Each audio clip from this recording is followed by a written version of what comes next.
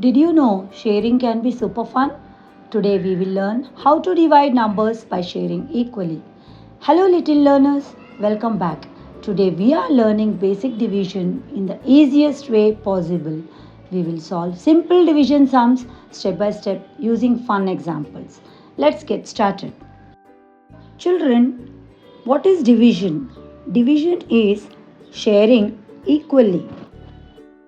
Tom has 10 balloons. He shares 5 balloons to one friend and 5 balloons to another friend. So 10 divided by 2 equals 5. There are 6 pineapples. It must be shared among 3 girls. So let's observe how many each will get. Finally, we can see that 6 divided by 3 equals 2. There are 5 balls. These balls must be divided into 5 boxes equally.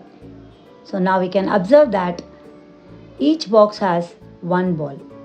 So 5 divided by 5 equals 1. Fantastic job everyone. If you enjoyed this lesson, don't forget to like, subscribe and share this video with your friends.